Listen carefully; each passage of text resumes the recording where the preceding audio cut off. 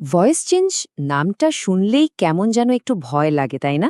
ইংরেজি গ্রামারের এই টপিকটা নিয়ে অনেকেই বেশ ঝামেলায় পড়েন। কিন্তু যদি বলি শখানেক নিয়ম মুখস্থ না করে শুধুমাত্র একটা মাস্টার রুল দিয়েই প্রায় 90% ভয়েস চেঞ্জ করে ফেলা সম্ভব, কি বিশ্বাস হচ্ছে না? চলুন আজ আমরা একসাথে সেই ম্যাজিক্যাল চাবিটাই খুঁজে বের করি। আসল সমস্যাটা কোথায় বলুন তো? আসলে ইংরেজি ভয়েস চেঞ্জের জন্য নিয়ম এত বেশি কেন? মানে প্রেজেন্ট টেন্সের জন্য এক নিয়ম, পাস্টের জন্য আরেকটা, আবার ফিউচারের জন্য তো কথাই নেই। তার ওপর আছে অ্যাসার্টিভ, ইন্টারোগেটিভ, ইম্পেরেটিভ। বাপরে! এত ধরনের বাক্যের জন্য এত আলাদা আলাদা নিয়ম মনে রাখাটা যে কি পরিমাণ ঝামেলার সেটা আমরা সবাই জানি, তাই না? সত্যি বলতে ব্যাপারটা ঠিক এই রকম, জট পাকানো একটা সুতোর বলের মতো। কোনটা ছেড়ে কোনটা ধরবেন সেটাই বোঝা মুশকিল হয়ে যায়। আর এই এত সব নিয়মকানুনের ভিড়ে আসল যে কনসেপ্টটা সেটাই যেন কোথাও হারিয়ে যায়। কিন্তু একবার ভাবুন তো, যদি এমন একটা ম্যাজিক কি বা চাবি থাকতো যা দিয়ে এই পুরো জটের প্রায় 90%ই এক নিমিষে খুলে ফেলা যেত। হ্যাঁ, ঠিকই শুনছেন, শুধু একটা ফর্মুলা, যেটা প্রায় সব ধরনের বাক্যের ক্ষেত্রেই খাটবে। ভাবতে কেমন দারুণ লাগছে, তাই না? আর এই যে এটাই হলো সেই মাস্টার কি, দেখুন, মাত্র 5টা ব্লক, কিন্তু এই 5টা ব্লকে কিন্তু সবকিছু বদলে দেবে। এটাই হলো ভয়েস চেঞ্জের সে বিখ্যাত মাস্টার রুল। বিশ্বাস করুন, এই একটা লাইনই, এই একটা লাইনই বলতে গেলে পৃথিবীর 90% ভয়েস চেঞ্জের মূল ভিত্তি। চলুন আজ আমরা এর প্রমাণটা হাতে নাতে দেখব। তাহলে এই 5টা ব্লক আসলে কি কি? দেখুন, ব্যাপারটা খুবই সোজা। স্টেপ 1, অ্যাক্টিভ বাক্যের যে অবজেক্ট ওটা চলে আসবে সামনে, হয়ে যাবে প্যাসিভের সাবজেক্ট। স্টেপ 2, টেন্স অনুযায়ী একটা বি ভার্ব বসাতে হবে, মানে অ্যাম, ইজ, আর, ওয়াজ, ওয়ার, বিন বা বিং এর মধ্যে যে কোনো একটা। স্টেপ 3, মূল যে ভার্বটা সেটার পাস্ট পার্টিসিপল ফর্ম মানে V3 ফর্মটা বসিয়ে দিতে হবে, যেমন রাইট থাকলে হবে রিটেন। স্টেপ 4, একটা প্রেপোজিশন বসবে, যেটা বেশিরভাগ সময়ই হয় বাই। আর লাস্ট স্টেপ মানে স্টেপ 5, অ্যাক্টিভ বাক্যের সাবজেক্টটা একদম শেষে গিয়ে অবজেক্ট হয়ে যাবে। ব্যাস, এই তো হয়ে গেল।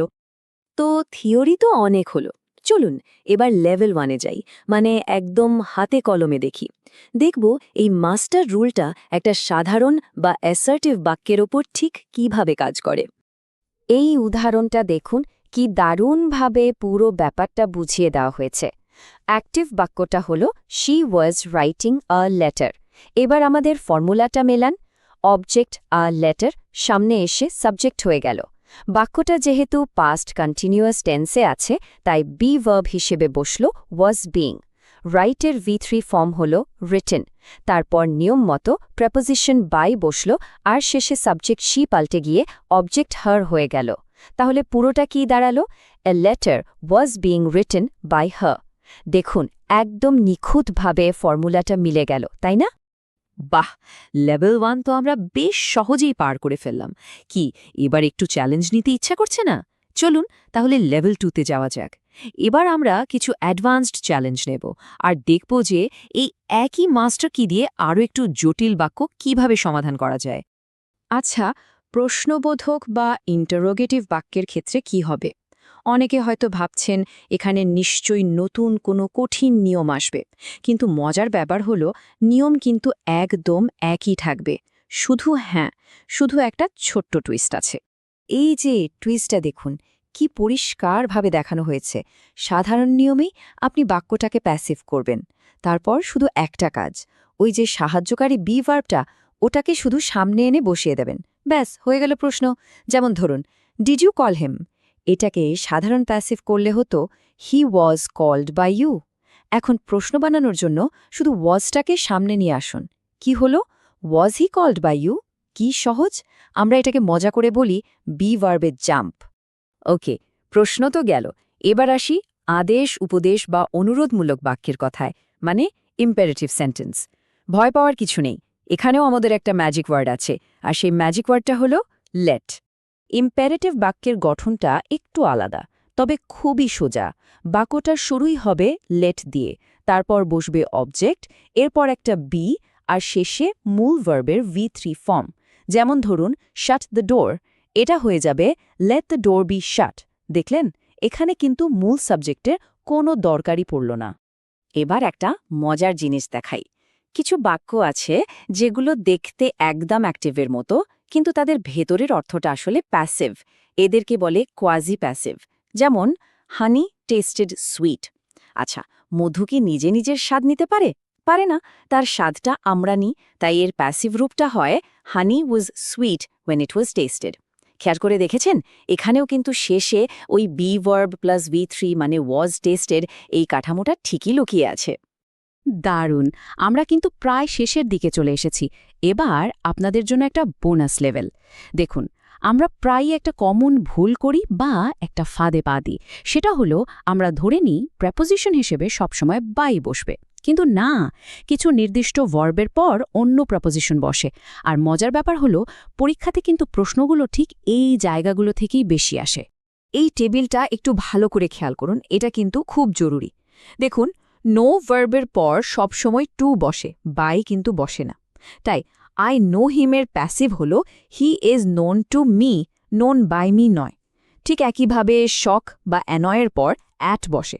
কিন্তু আসল মজাটা কোথায় জানেন? এই প্রেপোজিশনটা ছাড়া বাকি পুরো স্ট্রাকচারটা কিন্তু আমাদের সেই মাস্টার রুল মেনে চলছে।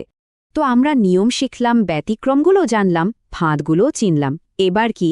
এবার ফাইনাল টেস্টের পালা।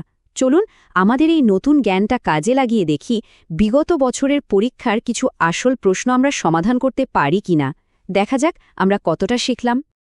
এই নিন প্রথম প্রশ্ন। His behaviour surprised me. এর সঠিক প্যাসিভ ফর্ম কোনটা হবে? একটু ভাবুন, মনে করার চেষ্টা করুন। একটু আগেই কিন্তু আমরা এই ধরনের একটা ব্যতিক্রম নিয়ে কথা বলছিলাম। সঠিক উত্তরটা হলো I was surprised at his behaviour. কি মিলেছে? এটা কিন্তু আমাদের সেই হিডেন ট্র্যাপ বা ব্যতিক্রমী ফাঁদের একটা পারফেক্ট উদাহরণ। কারণ সারপ্রাইজ ভার্বটার পর বাই বসে না, বসে অ্যাট। ওকে, পরের প্রশ্ন। Who is calling me? এটা একটা ইন্টারোগেটিভ বাক্য, মানে প্রশ্ন। মনে আছে তো এটার জন্য নিয়মটা কি ছিল? আর এর সঠিক উত্তরটা হল by whom am I being called. এখানে দেখুন, হু দিয়ে প্রশ্ন শুরু হয়েছে বলে প্যাসিভ বাক্যের শুরুতে বসেছে বাই হুম। আর তারপর ইন্টারোগেটিভ বাক্যের নিয়ম অনুযায়ী বি ভার্ব অ্যামটা সাবজেক্টের আগে চলে এসেছে। তার মানে এখানে আমাদের মাস্টার রুল আর ইন্টারোগেটিভ রুলের টুইস্ট দুটোই একসঙ্গে কাজ করেছে। তাহলে শেষ পর্যন্ত আমরা কি দেখলাম? অ্যাসার্টিভ হোক, ইন্টারোগেটিভ হোক, ইম্পারেটিভ বা এমনকি সেই কোয়াজি প্যাসিভ, সব ধরনের বাক্যকেই কিন্তু আমরা একটা মাত্র মাস্টার কি দিয়ে আনলক করতে পারছি। তার মানে শুধু এই একটা ছক মাথায় রাখলেই ভয়েস চেঞ্জের প্রায় সব সমস্যার সমাধান হয়ে যাবে। আলাদা করে আর কিছু মুখস্থ করার কোনো দরকারই নেই, শুধু ব্যাপারটা বুঝতে হবে। এখন তো সেই মাস্টার চাবিটা সবার হাতে। এবার ভাবার পালা, এই একটা চাবি দিয়ে ইংরেজি গ্রামারের আর কোন কোন কঠিন তালা খোলা যেতে পারে বলুন তো?